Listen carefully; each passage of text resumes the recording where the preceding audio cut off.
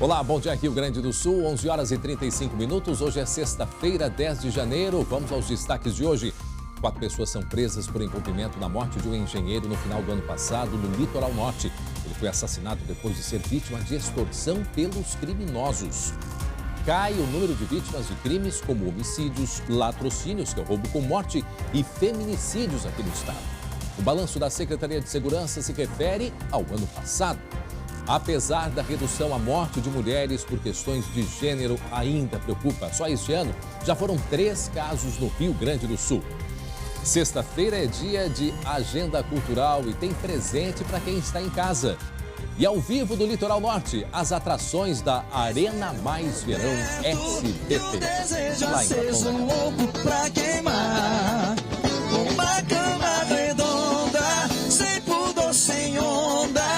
O SBT Rio Grande, a sua companhia na hora do almoço, já está no ar.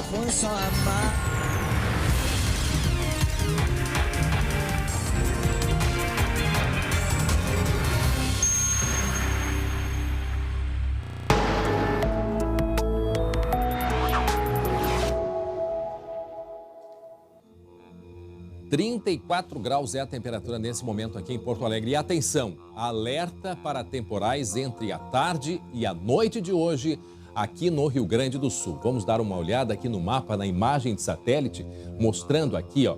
Tá vendo essa área colorida? Essa área colorida está se deslocando para o Rio Grande do Sul, aqui no norte do estado. Isso significa chuva, né? Em alguns níveis aí a gente pode observar, principalmente essa cor vermelha, é uma quantidade muito grande de água. E isso se deslocando, portanto, para o Rio Grande do Sul. Lembrando, mais uma vez, que entre a tarde e a noite tem risco de temporais isolados e mais, queda de granizo. Inclusive, a gente vai mostrar agora imagens da chuva que aconteceu agora de manhã, lá em Passo Fundo, no norte do estado. A gente tem imagem da chuva e o que preocupa muito, o que é agora? Depois de toda a seca, tem o problema de granizo, que acaba prejudicando, sim, as lavouras também. Tá aí a imagem lá em Passo Fundo, isso foi agora de manhã. E como eu disse, vem mais chuva, vem mais instabilidade por aí. Pelo menos deve amenizar, né, a situação desta seca. Lembrando que em muitas cidades corre o risco de ter granizo e aí prejudica por outro lado. A gente vê a lavoura aí de fumo bastante prejudicada. Essas folhas geralmente elas só são arrancadas quando elas começam a amarelar e a gente observa então que elas estão quebradas. Por quê? Por causa da chuva forte de granizo. Teve chuva de granizo também em Piratini, que fica no sul do estado, primeira capital gaúcha, né? E essas imagens, portanto, são lá de Piratini, né? Esse estrago todo provocado nas lavouras de fumo. Como eu disse, primeiro foi a seca e agora o risco de granizo que pode prejudicar as nossas plantações. Vamos dar uma olhadinha no mapa, projeção de temperaturas para hoje à tarde no Rio Grande do Sul. Em Santa Rosa, 32, 29 graus na região central, 30 em Uruguaiana. Nós temos temperaturas aqui em São Lourenço, 26, Capão da Canoa, 26, Torres também 26. A região aqui de Porto Alegre não está no mapa, mas a gente tem projeções indicando, se agora 34 graus, hoje à tarde a gente vai ter muito calor aqui no estado. Por exemplo, às 10 horas da manhã, sabe qual era a temperatura em Campo Bom, aqui no Vale dos Sinos? 36 graus e 6 décimos. Se prepare, uma tarde bastante abafada, a umidade está baixa, então é bom todo mundo tomar bastante água e se preparar para o risco de temporais entre a tarde e a noite. Agora 11 horas e 39 minutos, com esse calor todo, onde é que a gente quer estar? É lógico que na beira da praia. Vamos ver como está o tempo lá no Litoral Norte, na Arena Mais Verão do SBT, em Capão da Canoa. A colega Vanessa Felipe está lá e conversa com a gente agora. Pelo visto tem sol, clima de praia, temperatura de 26 graus, né, Vanessa? Bom dia. Oi, André, bom dia para ti, muito bom dia para todos. Com muita alegria, começamos aqui a programação da Arena Mais Verão SBT 2020. Tá bonito, olha só, o Edmilson mostra aqui um pouquinho para nós. A gente está bem pertinho, olha lá, ó, da beira da praia lotada, os veranistas aproveitando. E a gente está aqui, o Edmilson segue mostrando, por gentileza, aqui, ó, Edmilson, na Praça do Chimarrão. E todo esse local aqui foi revitalizado para fazer a Arena SBT, a Arena de 2020, aqui pela primeira vez em Capão da Canoa. Eu destaco os nossos parceiros, o Boticário, a Corsã, Companhia Rio Grandense de Saneamento, a Prefeitura de Capão da Canoa, Tintas Killing, GBOESC, Rei do Imóvel e o Grupo de Hotéis Mar e Mar Aqualoucos. Bom, e para falar um pouquinho, né, das boas-vindas, está aqui comigo o secretário de Turismo de Capão da Canoa, Itamar. Secretário, muito obrigada pela presença. Capão da Canoa, como sempre, bombando no verão, né? Queria que o senhor aí falasse um pouquinho dessa parceria bacana de ocupar um espaço tão importante como uma praça, né, secretário? Muito bom dia a todos, parabéns primeiramente Capão da Canoa, parabéns a vocês do SBT por entender do projeto, por entender da importância de estar aqui na nossa cidade Capão da Canoa. Realmente hoje nosso destaque principal é ocupar nossos espaços que estão ociosos. Então esse é um espaço que estava ocioso e hoje com a parceria de vocês, com a parceria dos empresários locais, nós conseguimos dar vida a um local onde não tínhamos nada. Isso prova cada vez mais que a cidade de Capão da Canoa assim, se preocupa assim, com os moradores locais, se preocupa assim com o nosso turismo local, nossa praia bonita, nossos quiosques, nosso mar bonito aí. Então, quem não vê, ainda dá tempo para vir a Capão da Canoa. Todo mundo convidado? Todo mundo convidado. Vem pra Capão. Tá legal, muito bacana. Agora eu me aproximo aqui, ó, porque o pessoal, vem comigo, Edmilson, porque o pessoal é para fazer isso mesmo, né? O nome da senhora, por gentileza, de onde a senhora é, ao vivo para o SBT. Maria Ivete, Porto Alegre. E pegando uma sombrinha, porque tá muito quente agora o sol, né? É. Passeando com o neto? É. O nome do netinho? É João Gabriel. Bem branquinho, tem que ficar na sombra agora, né? É. Então tá, André, esse é o objetivo. E lembrando que a gente tem, além de música, né? A gente tem também, a partir de amanhã e no domingo, uma série de atividades que depois, na nossa próxima entrada, eu explico.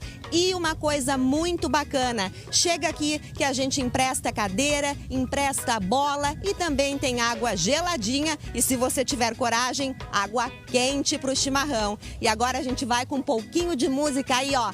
Estação Fandangueira. André Har, devolvo pra ti.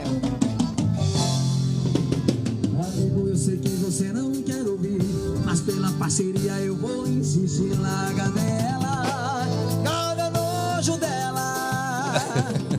Essas horas ela deve estar perdida no bar, vai sair carregada e alguém vai pegar. Larga dela, larga nojo dela. Sabe que música é com a gente, aqui a gente trabalha, se diverte, dança. Folia com a que gente maravilha. mesmo, né, Raro? Ai, que vontade de já estar lá na nossa estação Não, e de a verão. criançada que está nos acompanhando tem que pedir em casa, que vão lá para nossa arena. Muito legal, muito bacana. Tem atrações pra toda a família, né? Pega a cadeira, pega chimarrão, água gelada, lugar para a criançada brincar, coisa boa.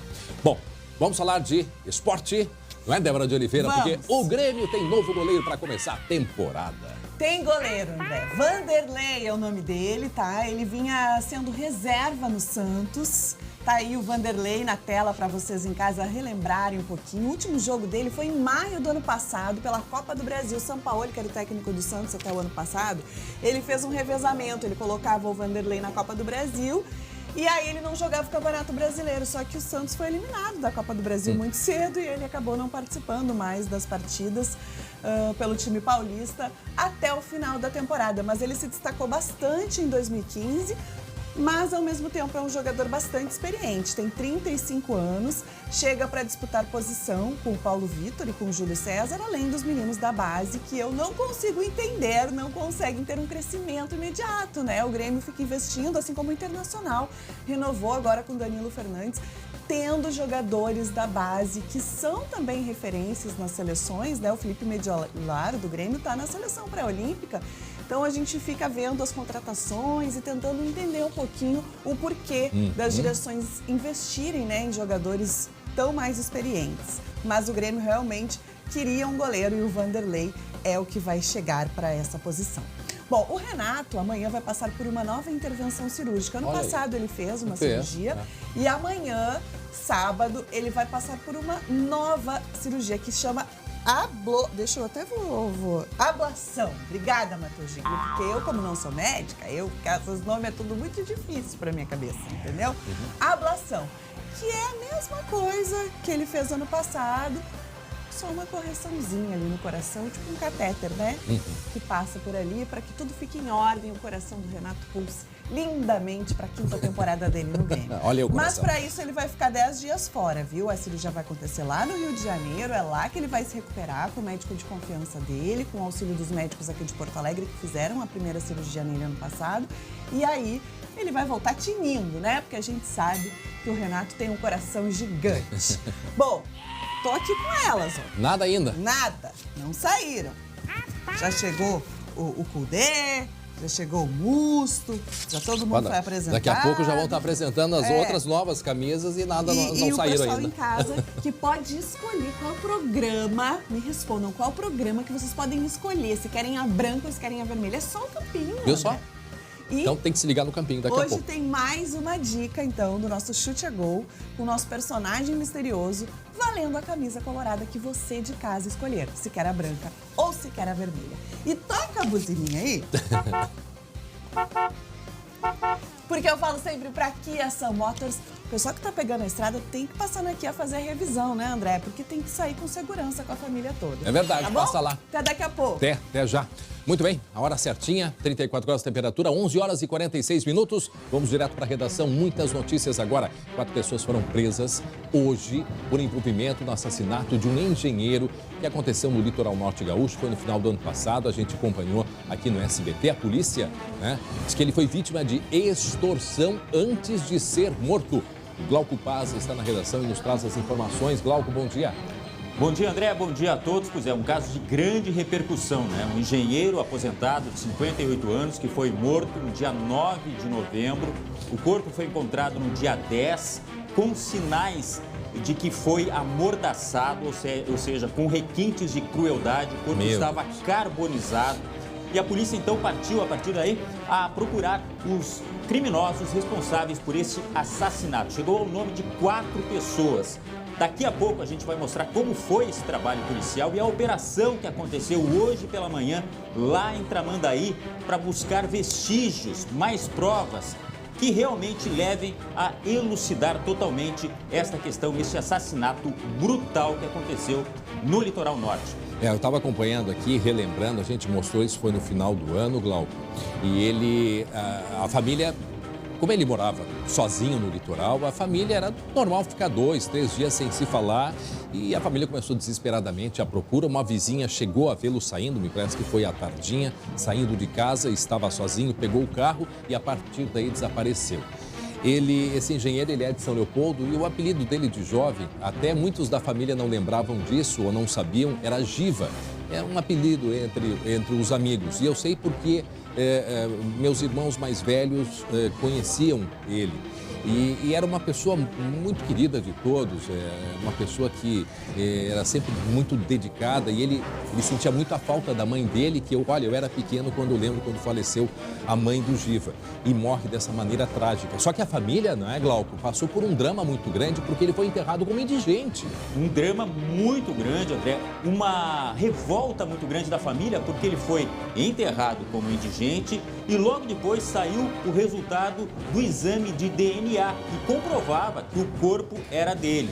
E aí então partiu aquela segunda fase da família também buscar judicialmente a exumação do corpo que estava no litoral para trazê-lo para São Leopoldo, que era o desejo do pai dele, dos familiares, enterrá-lo com honra, né? Afinal de contas, depois de tudo que aconteceu, mais esse problema, ver um ente querido enterrado como indigente. Eles conseguiram isso e antes do fim do ano eles conseguiram também enterrá-lo lá em São Leopoldo. Mas foi um momento de realmente muita indignação com o Instituto Geral de Perícias. Que ligou para a família, inclusive, pedindo desculpas. Exatamente. Inclusive, os familiares não descartam a possibilidade de processar o Estado pelo que aconteceu, mas neste momento há aquela sensação de, não é um alívio, mas é uma espécie de consolo, porque afinal de contas, pelo menos a justiça pode ser feita, né? Os criminosos, teoricamente, foram achados. O pai dele é uma pessoa idosa, um senhor de 90 anos, 90 e poucos anos, então assim, era um drama que os irmãos, sobrinhos estavam vivendo e que parece que se descobre, então, o que de fato aconteceu, porque estava um mistério muito grande. E ele era muito querido, viu, André? Não só em São Leopoldo, mas lá em Beck, ele morava há cerca de 3 anos, mas um círculo muito grande de amizades. E pessoas, inclusive, que não ficaram sabendo que ele havia sido enterrado. Também tudo era, né? Primeiro foi um enterro como indigente, e depois um enterro às pressas, com uma ordem judicial, para enterrá-lo, então, digamos, na sua casa, São Leopoldo. E o que aconteceu? Como não se sabia, um corpo foi encontrado. A suspeita é de que era o corpo do engenheiro. Aí começaram a fazer a perícia. Aí é o familiar que tem que doar, né, cabelo para fazer DNA. E esse processo não é de um dia para o outro. Só que agora tem uma determinação, ou mesmo uma legislação, que depois de 15 dias o corpo pode ser enterrado. E é o que aconteceu, só que parece que não avisaram para o Instituto Geral de Perícias que ainda estava, né, sendo feita toda a análise e a investigação. A polícia ficou por conta com isso também. Problema de comunicação, né, André? Exatamente. E aí todo esse drama da família, além de perder desta maneira, aí descobrem que ele foi enterrado então como indigente. Aí entra o outro processo burocrático na justiça para poder fazer o translado, então, para que ele tivesse o enterro em São Leopoldo. Quer dizer, um drama total vivido por essa família aí, que claro que, como tu disseste, não vai ter uma solução a partir de agora, mas certamente a família quer justiça. E daqui a pouco a gente vai mostrar, André, a palavra do delegado responsável pelo caso, ele explicita, ele coloca muito bem qual seria o motivo realmente, essa extorsão que você já mencionou aí na abertura do jornal, que levou a esses criminosos agirem assim, dessa forma brutal. Por falar em crime, deixa eu dividir a tela aqui com a Luciane Coleman, porque daqui a pouco a gente vai falar também sobre os casos de feminicídio que aconteceram este ano. Já são pelo menos 3 casos agora em 2020. E a colega Luciane Coleman, ao vivo, tem algumas informações já para adiantar para a gente, né, Lu? Bom dia. Bom dia, André. Bom dia para o pessoal de casa. Pois é, a gente preparou aí um material para o pessoal que está nos assistindo, né, sobre os feminicídios, um crime que tem chocado muito, né, a nossa sociedade, um fenômeno aí que tem gerado uma série de pesquisas, estudos e um esforço da própria polícia e da justiça para tentar conter esses crimes contra as mulheres. Como você bem disse, agora em 2020 já foram registrados pelo menos 3 feminicídios aqui no estado, ou seja, hoje é dia 10, praticamente uma mulher morreu a cada 3 dias. É um número muito alto, apesar da gente estar aí frente a números, né, de queda. Porque entre 2018 e 2019, aqui no estado, a gente teve uma queda de 14% das mortes de mulheres. Lembrando, né, André, que sempre quando a gente fala sobre feminicídio, é morte de mulheres pelo simples fato de serem mulheres. Ou seja, é um crime motivado pelo gênero, né? Ou seja, elas são mulheres e por isso elas têm que não morrer. Obedecem. Bom, Exato, ou seja, normalmente é dentro de casa, normalmente é o companheiro ou ex-companheiro, né, que acaba cometendo esse crime. Eu conversei com uma pesquisadora que estuda esse assunto, André, há mais de 10 anos. Inclusive, ela criou um atlas dos feminicídios, compilando todos esses dados, até para se ter uma noção e um panorama do que está acontecendo no Brasil e aqui no Rio Grande do Sul. Né? Então, daqui a pouco, vocês vão ter essa reportagem. É um fenômeno, né, um triste fenômeno que assola aqui toda a América Latina, o Brasil e o Rio Grande do Sul.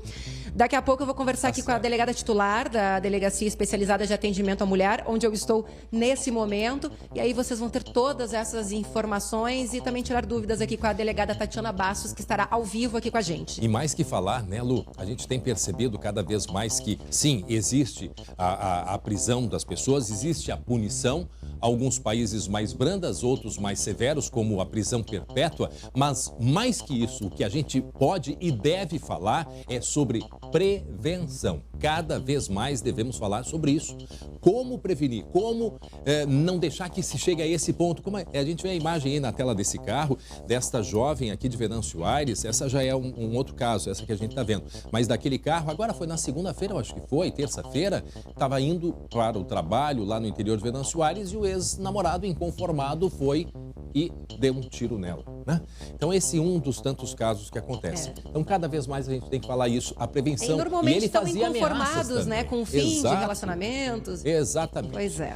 Tá aí, ó, o carro na imagem da mulher. E pelo que a gente conferiu, André, nenhuma dessas 3 vítimas tinha medida protetiva, viu? Pois é, e que muitas vezes, apesar de no papel... Ou seja, elas não tinham ainda procurado ajuda. Sim, porque aí o marido convence, tem toda aquela capacidade de, olha, me perdoa, eu só quero... isso é porque eu te amo muito. Só que não é bem por aí o caminho, não é bem por aí. Mas enfim, a gente vai falar mais depois sobre isso. Até já então, obrigado, Lu. 11 horas e 55 minutos, voltamos à nossa redação. Glauco Paza. A Polícia Rodoviária apreendeu mais de 400 quilos de maconha escondidos numa carreta em Sarandi, lá no norte do Rio Grande do Sul, ali na divisa com Santa Catarina. Um pouquinho antes, né? Não bem na divisa, mas ali pertinho, né, Glauco? Isso mesmo, André. Olha, apreensão de drogas não chega a ser uma novidade, mas presta atenção que o motorista fez com a família. Presta só atenção, olha só. Os policiais tinham informação de que um caminhão da fronteira estaria transportando drogas. A carreta Scania tinha placas de Pelotas e foi abordada na BR-386 em Sarandi, como você falou. Os policiais fiscalizaram a carreta e encontraram a droga escondida em meio a uma carga de soja. 455 quilos de maconha foram apreendidos, ou seja, não é pouca coisa. O caminhão era conduzido por um homem de 29 anos. Presta atenção, André. Ele estava acompanhado da esposa, de 35, e do filho, de 10 meses. Isso mesmo, né? 10 meses de idade. Um bebê, portanto. Todos são moradores de Rio Grande. O motorista, a droga e o caminhão foram encaminhados para a polícia. E a mulher e o filho foram liberados. Essa foi a primeira grande apreensão de drogas realizada em 2020 pela Polícia Rodoviária. André, agora, que coisa, né? Bota a família em risco também e o bebê. Não tem cabimento. E a gente viu, esse aí usou um caminhão. Mostramos esses dias um que usou um carrinho pequeno, bem pequeno, né? Para disfarçar, colocou no painel. Não teve jeito, foi pego também. O caminhão foi pego, esse foi pego. O outro foi uma carga de cigarros roubada que botou assim que não cabia mais espaço nenhum dentro da caminhonete que ele estava viajando, transportando. Também foi pego, né? Porque ele estava com mercadoria aí irregular. Agora, se tenta de qualquer maneira. Eu fico pensando, com todo o esforço que se tem, muita droga é apreendida, mas e as que passam, né, Glauco? Deve passar, infelizmente, muita coisa, até porque nós temos uma linha territorial muito grande, não dá para fazer um controle, infelizmente, né, durante toda aí a fronteira, né? E eu estava pensando em outra coisa, André. Eu sei que as dificuldades são muito grandes, né? O motorista de caminhão, ele tem que estar correndo sempre atrás do seu dinheiro, que é tão difícil nesse país em crise. Mas olha o prejuízo que ele causa nessa circunstância, inclusive a sua própria família. Mas só porque o filho já vai crescer, já vai saber que o pai esteve envolvido com isso aí. Não, bebê. Agora eu te pergunto o seguinte, pensa que é fácil fazer o que essa pessoa fez, esse motorista, de vir com uma carga lá, não sei de onde que ele vinha, a gente não sabe, mas cruzando pelo visto, indo para o sul do estado, a pergunta que eu faço, ele está trabalhando, mas está trabalhando para o mal. Por que ele não vai fazer um transporte de mercadoria de um estado para o outro, né? Usando o lado do bem, não fazendo o mal. Quer dizer, por que não faz isso? Vai ganhar praticamente a mesma coisa, pode ter que trabalhar, fazer mais uma, duas viagens. Às vezes tem a questão do desespero, né, André? Mas isso não justifica. Pois é, mas aí não dá. Se for assim, aí é para onde é que a gente vai, né? Não tem como. Mas está aí um exemplo. Ele trabalhando, mas trabalhando para o mal, trabalhando para a criminalidade. Mais cedo ou mais tarde, foi aí parar já nas mãos da polícia. E olha só, um homem foi encontrado morto dentro do carro. Mais um, né? Teve o caso aqui da PUC e agora este carro aqui, esse caso aqui no bairro Valença, em Viamão, aqui na região metropolitana. O que aconteceu, hein, Glauco? Olha, André, a brigada foi acionada depois que moradores viram o carro aberto no meio da rua. O Onix Prata estava na rua 13, no bairro Valença. E quando os policiais chegaram, encontraram Jorge Amélio Ribeiro, de 40 anos, morto dentro do veículo. A hipótese inicial é de que se tratava de um latrocínio de um motorista de aplicativo, até porque as placas são de Belo Horizonte. No entanto, quando a polícia chegou, encontrou a carteira dele com documentos e dinheiro dentro do carro. Por isso, a primeira linha de investigação é que se trata de um homicídio. Agora, a polícia investiga o que o homem fazia no local e testemunhas disseram que viram um passageiro descendo do carro. O crime aconteceu por volta das 9h30 da noite desta quinta-feira. Ou seja, latrocínio não seria, porque o dinheiro está lá dentro. Então, é realmente um grande mistério, né, André? Isso a polícia para investigar agora. Agora tem outro caso em Viamão de um policial militar que reagiu a uma tentativa de assalto em frente a uma padaria, Glauco. Pois é, o policial estava chegando em uma padaria na rua Amazonas, no bairro Monte Alegre. Desceu do carro e, nesse momento, um homem se aproximou armado. O policial percebeu que seria assaltado e sacou a arma. No momento que o bandido fez menção de atirar, o policial disparou contra o assaltante. Ele foi atingido e caiu. Neste momento, o homem disparou 3 vezes e o policial foi atingido no braço esquerdo. Ele sofreu uma fratura, foi encaminhado para atendimento e liberado. O homem, de 19 anos, usava uma pistola calibre 7,65 e acabou morrendo no local. Mais um caso em Viamão. Nosso companheiro delegado Calderipe lá está tendo bastante trabalho, hein, André? Não, e nesse caso aí, tu vê um PM, quer dizer, uma pessoa experiente, uma pessoa treinada, preparada para surpresa, né? E mesmo assim foi ferido nessa tentativa de assalto. Quer dizer, é um risco muito grande essa questão de reagir. E ele tinha todas as condições para isso. Então fica alerta. O que a gente falou ontem, inclusive eu estava comentando com o próprio delegado Calderipe, às vezes não é nem a reação. É o bandido perceber que é um policial e qualquer esboço, ele acha que o policial pode atirar e aí ele acaba atirando antes. Né? É verdade. Muito bem, Glauco, olha só, a gente volta a falar sobre a investigação. A morte do engenheiro aposentado aqui de São Leopoldo, ele que morreu no litoral onde ele estava morando. 4 pessoas foram presas hoje por envolvimento nesse crime. Foi uma operação que teve da Polícia Civil e o Glauco acompanhou e vai trazer mais alguns detalhes para a gente, né, Glauco? Pois é, a comunidade toda estava na expectativa, porque foi, como eu disse antes, um crime que impactou muito e até pelo grau de crueldade. Afinal de contas, foi encontrado um cadáver que estava queimado, incinerado, e aí se chegou através do exame de que era realmente um engenheiro aposentado de 58 anos. A gente vai ver os detalhes dessa investigação, a palavra do policial e a operação que foi realizada hoje pela manhã. Equipes nas ruas de Tramandaí para elucidar um caso de grande repercussão. No dia 9 de novembro, o engenheiro aposentado Alexandre de Oliveira Brito, de 58 anos, saiu de casa em Imbé e desapareceu. À noite, câmeras registraram a caminhonete, que ainda não foi encontrada, circulando em Santa Catarina. Conforme a polícia, seria vendida. No outro dia, um corpo carbonizado foi encontrado em Cidreira. O laudo com o exame de DNA apontou que era do engenheiro. A investigação apurou que ele foi se encontrar com alguém, com um dos envolvidos em Tramandaí, né, onde tentaram extorquí-lo. Né, subtraíram dele R$300, que era a quantia que ia ser utilizada para o pagamento de um programa, e resolveram matá-lo. Para a família, dor e indignação. Antes de sair o laudo, o corpo já tinha sido enterrado como indigente em Tramandaí.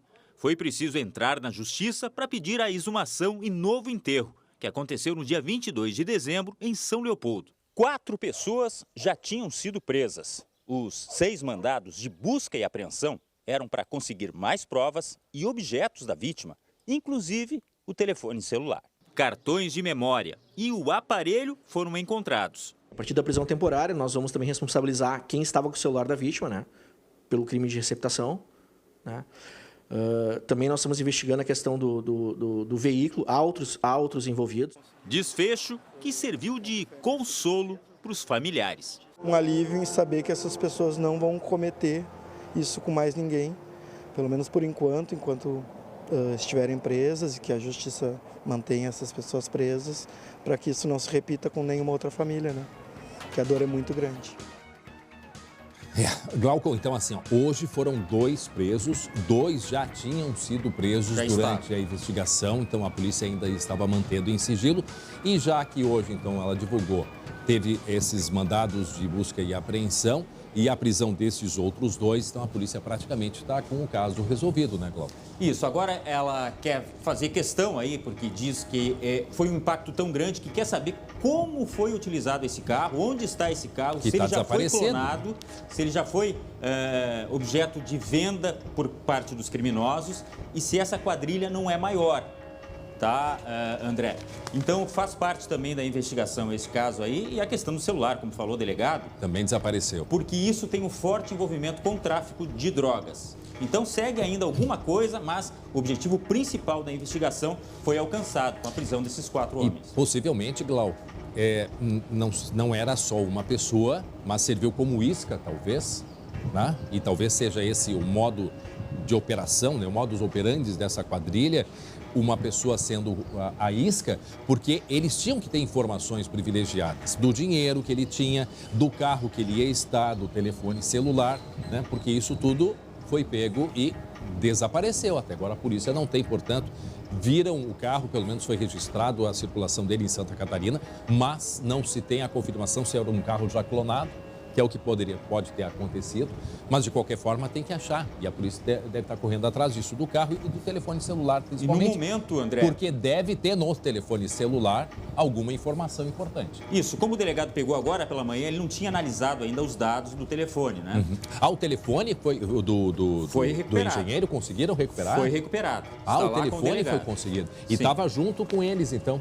Estava numa casa. Agora ele quer descobrir quem é que estava de posse desse telefone, ou quem pegou, quem habilitou esse telefone, enfim. Uma outra informação, ontem foi a missa de 2º mês de falecimento, então, para a família, significou ainda mais essa questão aí. O pai dele chegou depois à delegacia, não quis comentar o caso, é um senhor de idade, como você falou antes, né? Já com uma certa dificuldade para andar, inclusive, mas já com aquele respiro mais aliviado, assim, que conseguiu enterrar o filho e agora está vendo, pelo menos, parte de justiça sendo feita. Pois é, bom, agora esses 4, então, e deve ter mais gente por trás, será que não? Pode ter, é isso que o delegado quer saber. Esses 4. E essa quadrilha seria daqui ou seria lá do litoral? Todos da região do litoral, litoral norte gaúcho, mas pode ter ramificações. Tá certo. Obrigado, Glauco. Daqui a pouco a gente volta com outras informações. 12:06, 34 graus é a temperatura nesse momento em Porto Alegre. Se prepare para o calor e para o temporal a partir da tarde e à noite aqui no Rio Grande do Sul. Bom, apesar da violência e ainda fazer muitas vítimas aqui no estado, os crimes mais graves tiveram uma redução de 2018 para 2019. E os números foram apresentados, então, pelo governo gaúcho na tarde de ontem. A gente vai ver na tela agora. Homicídio, latrocínio, que é o roubo seguido de morte, e feminicídio são mais graves porque envolvem mortes. Eles tiveram redução no último ano, segundo o governo. Os homicídios caíram 24%. Isto significa que o Rio Grande do Sul teve 569 assassinatos a menos no ano passado, na comparação com 2018. Mesmo assim, a taxa de homicídios ficou em 15,8 para cada 100 mil habitantes. Segundo a Organização Mundial da Saúde, taxas acima de 10 são consideradas muito graves. No caso dos latrocínios, a queda chegou a quase 20%. O roubo de veículos caiu 31%. O desafio é conseguir investir mais em segurança no meio da crise financeira gaúcha. Não obstante as dificuldades que o Estado tem, a gente faz um esforço dentro do orçamento para viabilizar investimento com a capacidade própria do Estado, limitada que é, mas para aquisição de viaturas, de armamento, de coletes. Eu não gosto de usar esse termo comemorar. Não tem como a gente comemorar quando se trata da questão de violência. Agora, é de se analisar e observar, sim, se há uma redução. Mas mais que isso, uma redução como essa, ela não vem de um dia para o outro. Isso faz parte de um conjunto de investimentos que já vinham sendo feitos, né? Isso o próprio governo do estado reconhece, né? Já começou ali no final do governo passado ainda e implementado por esse governo, se reconhece isso, afinal de contas o nosso vice-governador é da área da segurança e o próprio vice-governador, o delegado Ranolfo, ele sempre fala que são 3 pilares, né? Os 3 Is da segurança, né? Que a necessidade de investimento, de inteligência, então são 3 Is, investimento, inteligência e integração.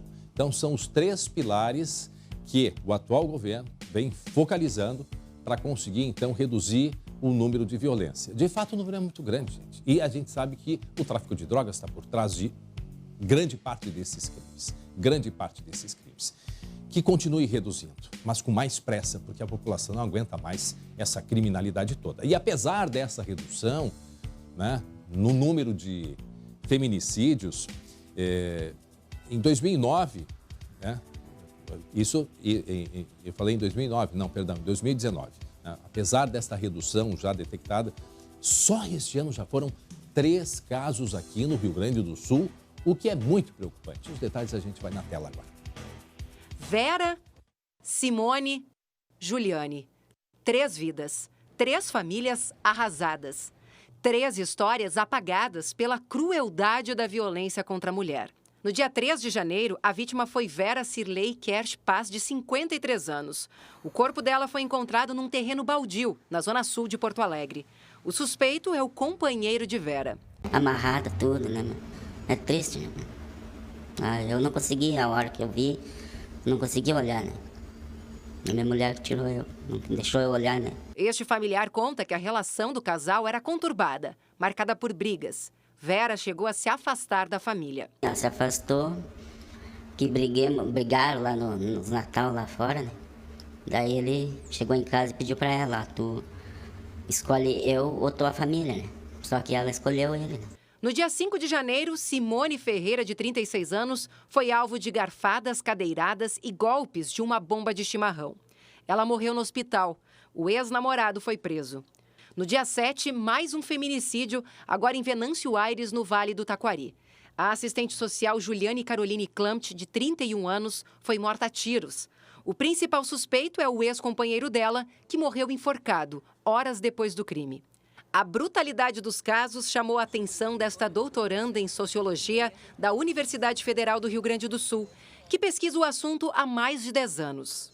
Uma cultura do ódio muito presente, né, no nosso país, em que não basta matar, né, tem que desconfigurar o que há de feminino neste corpo, né. Então são os crimes, é ataque ao seu rosto, é ataque ao seu colo, ao seu seio. A pesquisadora é uma das criadoras do Atlas dos Feminicídios, que reúne dados sobre as mortes no país e no estado. Pelo levantamento, quase todos os autores são os companheiros. Os crimes costumam acontecer em casa, no trabalho ou no caminho para o serviço. Apesar da violência contra a mulher estar presente em todas as camadas sociais e faixas etárias, a pesquisa identificou que a grande maioria das vítimas tem até 35 anos, é de classe média-baixa e possui pouca escolaridade. Todas ainda mantinham algum vínculo com os agressores, alguma dependência econômica e financeira ou emocional. Os números da Secretaria de Segurança Pública mostram uma tendência de queda dos feminicídios no Rio Grande do Sul.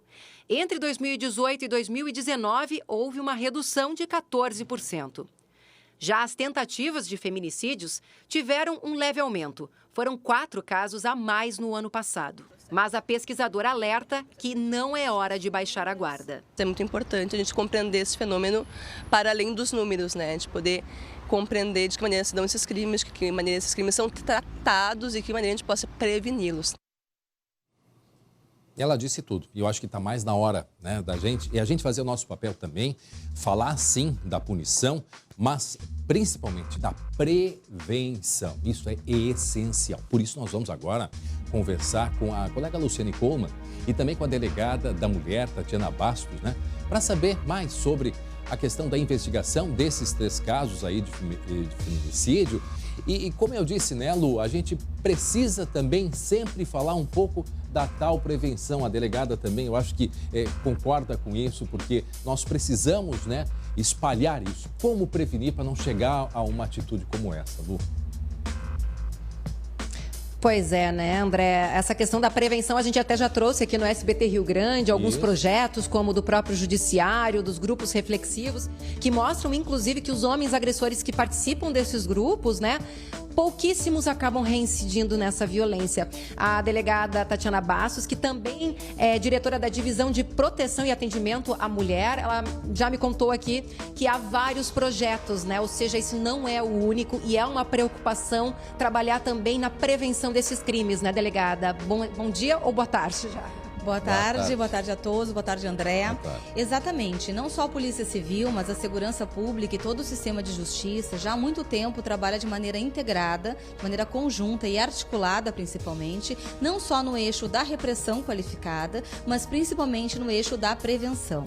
No início da gestão da nossa chefe Nadine, uma chefe que inclusive fez carreira aqui nesta delegacia, na delegacia especializada no atendimento à mulher, é claro que a gente adotou e intensificou ainda mais a qualidade do nosso atendimento, então acolhimento às mulheres em situação de violência. Isso aí, inúmeros projetos e hoje já em execução foram desenvolvidos, como a Sala das Margaridas, a implementação do questionário de avaliação de risco, todos os projetos de prevenção na área das palestras, busca ativa, eventos comunitários, porque a gente sabe que a maioria das mulheres tem dificuldade de chegar à delegacia. Hoje, dados nacionais é de que 90% das mulheres não denunciam seus agressores. Então, ainda não denunciam. Ainda não denunciam. Por quê, Então, apesar Lu? de todos os nossos esforços, todo o nosso trabalho, qualificar os espaços, qualificar principalmente o atendimento, né? Capacitar os policiais, os plantonistas das nossas delegacias, a gente sabe que a maioria dessas mulheres tem dificuldade de chegar até esses espaços. Então, a gente também precisa ir até essas mulheres, trabalhar com campanhas de prevenção.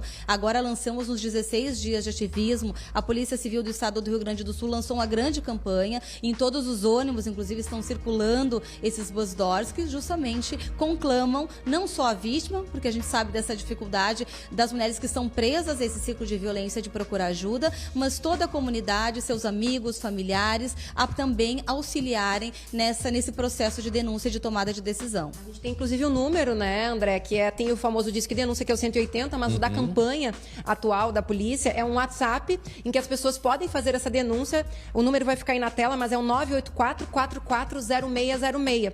E até anteriormente nós estávamos conversando, né, fora do ar, André, sobre esses projetos de prevenção, por exemplo, junto a agressores, e a delegada, inclusive, já me disse que não é só o judiciário, há outros projetos que também trabalham junto aos agressores para evitar essa reincidência, porque não basta prender, né, delegada, se ele sair e continuar cometendo essa agressão com outras mulheres, né? Exatamente. A grande dificuldade de trabalhar com a violência contra a mulher é justamente porque ela é um fenômeno estrutural, um fenômeno cultural e que vai justamente acabar atingindo mulheres de todas as idades, classes sociais, etnias. Então a gente precisa trabalhar principalmente para tentar desarticular essa lógica de violência. Os grupos reflexivos de gênero é um programa também institucional da Polícia Civil. Ele é desenvolvido em várias delegacias do estado. Bento Gonçalves, Caxias do Sul, São Leopoldo, Lajeado desenvolvem projetos nesse mesmo viés da reeducação desses agressores, assim como o Poder Judiciário aqui em Porto Alegre, Caxias do Sul também fazem, e nós temos a SUSEP, que há muito tempo, pelo menos desde 2012, tem um programa que se chama Metendo a Colher, onde eles trabalham a reeducação, esses grupos reflexivos dentro, hoje, de praticamente todas as casas prisionais, com aqueles presos provisórios, que é a grande maioria, aqueles presos preventivamente, como também naqueles em cumprimento de pena, justamente para que a gente possa ter essa reincidência reduzida. Delegada, vou só pedir para ela colocar aqui o fonezinho aqui que caiu. Diga, André. Espera só para ela conseguir te ouvir aqui. Oi, delegada. Diga. Boa tarde, delegada. Delegada, me ouve? Boa tarde. Boa tarde. Não, o que eu queria assim, Sim, estou ouvindo. Nós temos um público muito grande, né, de casais, homens, mulheres, que nos acompanham nesse momento.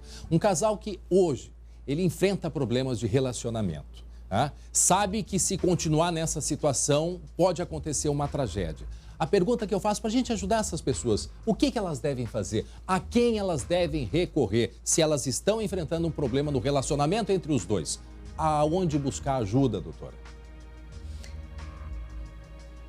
Bom, na verdade, existem inúmeros equipamentos e serviços para essa mulher buscar ajuda. A gente sabe que primeiro essa mulher, ela busca ajuda na sua rede primária. Ela compartilha, às vezes, com uma amiga, uma colega de trabalho, alguém próximo dela, algum vizinho. E é importante que essas pessoas também encorajem essa mulher a procurar ajuda. Até porque todos os dados nos dizem que a mulher que mais vem a ser vítima de um feminicídio ou que sofre as violências mais graves é justamente aquela que nunca denunciou. Então, a primeira coisa coisa é romper... Essas 3 agora que não tinham medida protetiva. Então, romper o mito de que quando a mulher denuncia, aumenta o grau de risco. Não, isso é fato e não é só no nosso estado, né? Isso é inclusive comprovado por números e por indicadores. A mulher precisa procurar ajuda e quanto antes ela procurar, mais fácil e mais rápido é da gente auxiliá-la a romper esse ciclo. Depois disso, a gente tem vários serviços e equipamentos. Se ela não quiser, não estiver pronta ainda para vir até uma delegacia de polícia, que é o ideal, né? O ideal porque a gente vai trabalhar também nessa lógica da repressão, de frear toda essa caminhada criminosa, porque isso vai cada vez aumentando, vai numa crescente desse agressor, vai poder solicitar medida protetiva de urgência, na verdade encaminhar ao Poder Judiciário essa medida protetiva e todos os encaminhamentos para a rede de proteção. Mas há centros de referência de atendimento à mulher, há os CRAS e CREAS também, que são equipamentos de assistência social, que têm um link, também uma proximidade, fazem parte da nossa rede de proteção, coordenadorias do município, enfim, qualquer espaço dessa rede que ela busque, isso chegará ao nosso conhecimento, mas preferencialmente fazer uma ocorrência policial, buscar todos os encaminhamentos da Lei Maria da Penha e de preferência aderir também, porque a gente sabe como a mulher tem essa dificuldade de sair desse ciclo e muitas vezes de entender que aquele agressor não vai mudar. Então, ou ela muda, consegue realmente tomar uma iniciativa nesse sentido, ou a tendência é essa violência aumentar, infelizmente. Muito bem. Tá certo, muito obrigada pelas informações e voltamos com você no estúdio, André. Tá certo, obrigado, delegado, obrigado, Luciane Coman. Aí tem várias redes de apoio às mulheres e é importante isso, né? Não esperar também chegar lá no limite, buscar ajuda ou orientação. Vamos botar o telefone ali, um número para mensagens, a gente vai colocar aí na tela, para que as mulheres, os casais busquem ajuda, não esperem chegar no limite. Tá aí, que é o 984-440606. Olha só, antes do intervalo, quero só dizer a temperatura em Parobé, tá? No Vale do Paranhana, nesse momento, sabe quanto? 38 graus. 38.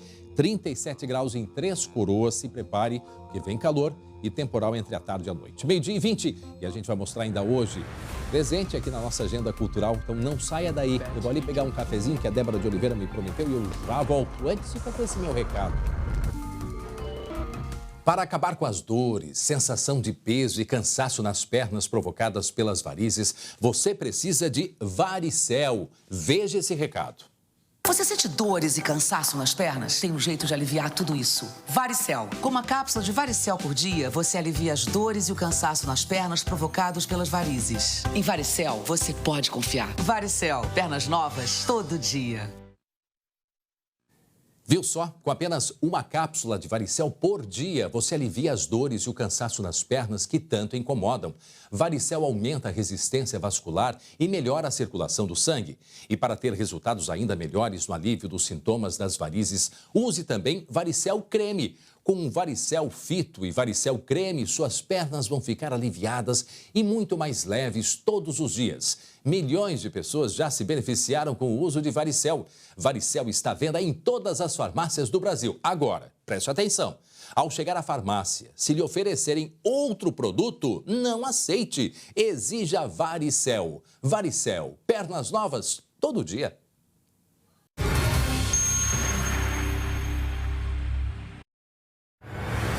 SBT Rio Grande.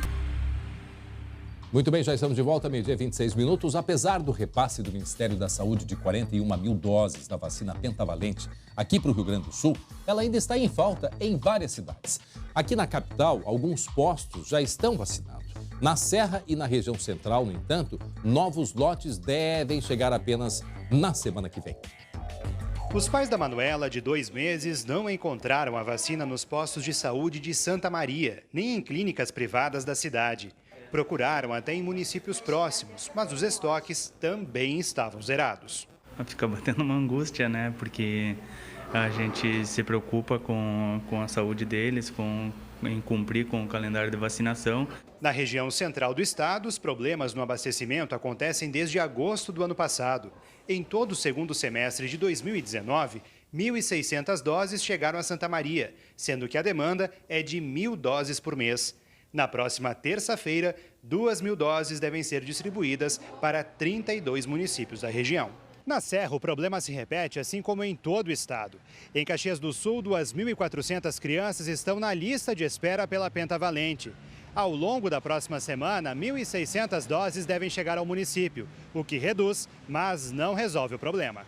A estimativa é que cerca de 500 crianças nasçam por mês na cidade. A demanda é de 1.400 doses mensais. A Secretaria Municipal da Saúde vai priorizar as imunizações de quem ainda não recebeu nenhuma dose da vacina. Algumas unidades trabalham com lista de espera, conhecem já o seu público, né, os seus usuários, então farão um contato, né? Provavelmente vai ser essa estratégia que a gente vai utilizar, né, então para colocar em dia as doses mais atrasadas. Hoje a gente tem criança que já está completando 4 meses que não recebeu nem a primeira dose, então a gente precisa pensar que essa criança daqui a pouco vai para a escolinha, né, e não está nem imunizada ainda. A recomendação das autoridades é para que as famílias entrem em contato com as unidades de saúde de referência antes de correr aos postos. A distribuição da pentavalente está prejudicada desde junho do ano passado, depois que a Anvisa reprovou um lote nos testes de qualidade. A pentavalente garante a proteção a 5 doenças: difteria, tétano, coqueluche, hepatite B e uma bactéria responsável por infecções no nariz e na garganta.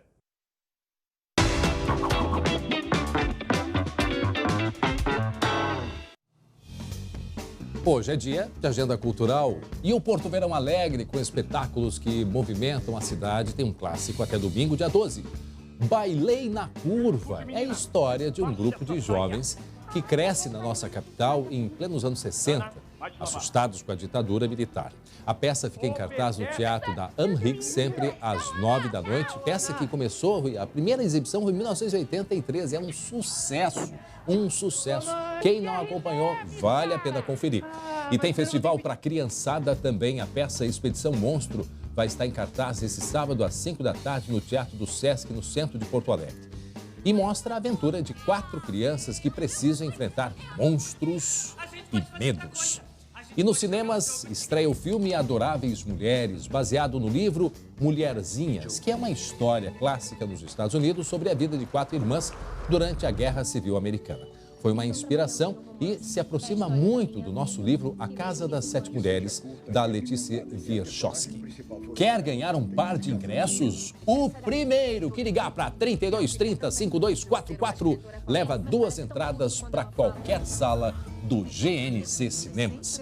E uma outra baita dica para o final de semana é a Arena Mais Verão SBT na Praia das Nereidas, lá em São Lourenço do Sul. É um espetáculo. Além de Capão da Canoa, está aberta a partir de hoje, temporada de verão do SBT também no sul do estado. Tem atrações culturais, musicais, aulas de dança, mateada, espaço kids, atividades esportivas. Até o dia 16 de fevereiro nós vamos mostrar as atrações por lá ao longo da nossa programação. E por isso a gente vai voltar agora direto, correndo lá para Capão da Canoa, na Arena Mais Verão SBT, com a Vanessa Felipe, que está só curtindo uma praia, pegando um sol, ventinho agradável, água gelada, água para o chimarrão. Tá tudo de bom aí. Vem pra cá, André. Tô, já partiu.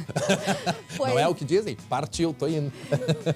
Exatamente, exatamente. Olha, muito bacana o clima aqui, tá quente, tá calor. Dei uma checadinha agora, temperatura de 28 graus, mas a sensação térmica, mesmo perto da praia, é de 34, pelo menos aqui no meu celular. Bom, a gente tá aqui na arena, pertinho da praia, ó, deu vontade de cair na água, atravessa a rua aqui, ó, e vai lá, toma um banho, depois volta, o mar tá com a bandeira amarela, estamos localizados aqui na Praça do Chimarrão, na Avenida Beira Mar, para você se localizar à altura da Guarita 74. E o que não falta por aqui é atração. Olha só o que tem no sábado e no domingo, a partir das 8h30 da manhã.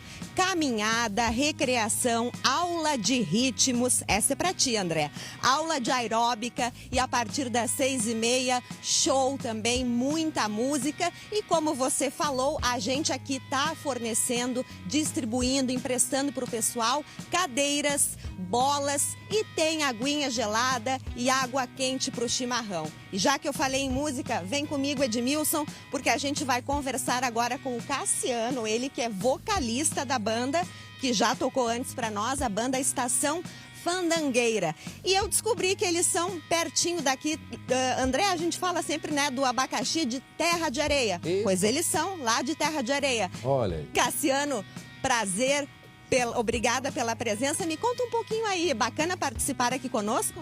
Muito bacana. Boa tarde, Vanessa. Boa tarde a todos os telespectadores do SBT. É a segunda vez que a gente está participando, né, do Mais Verão SBT. É sempre bom estar divulgando o nosso trabalho, ainda mais começar o ano dessa forma. E estamos com música nova também, muito bacana poder estar divulgando esse nosso novo trabalho aí, que para começar com o pé direito em 2020, né? Agora, só rapidinho aí, shows no fim de semana? Hoje, Parobé e Santo Antônio da Patrulha, amanhã Santa Cruz do Sul. Quem quiser ver a agenda completa, acesse nosso site e acompanha a gente também nas redes sociais, né? Agora, Cassiano, faz o seguinte, vai lá pro lugar que te pertence, o palco, toca a música e a gente encerra o SBT Rio Grande dessa sexta-feira com muita música. Vamos lá! Status atualizado, agora eu tô perdidamente apaixonado. Status atualizado, agora eu tô perdidamente apaixonado. Eu caí no mundo. Esses aí estão certos usando Estação óculos de sol. Às vezes o pessoal está no estúdio no escuro e de noite usando óculos de sol. Esses aí com toda a razão, com esse solaço, 30 e poucos graus, né? Então tá muito correto eles. E eu gostei da letra, viu, André? Status Atualizado, eu estou perdidamente apaixonado. A cerveja no eu vou freezer no dele. gelado. Esquece isso tudo, é passador. Domingo é na casa da sogra. A Vanessa disse que era para eu fazer um cursinho, mas olha como é. Olha como é fácil. A Vanessa queria que eu fizesse um cursinho, ó. Olha como é simples, viu? Aí, ó, vocês têm que fazer tudo. O Jeremias, aula de ritmos lá. Fica aí essas camisetas aí, hein? Esse ano, ué. Obrigado, Vanessa. Hein?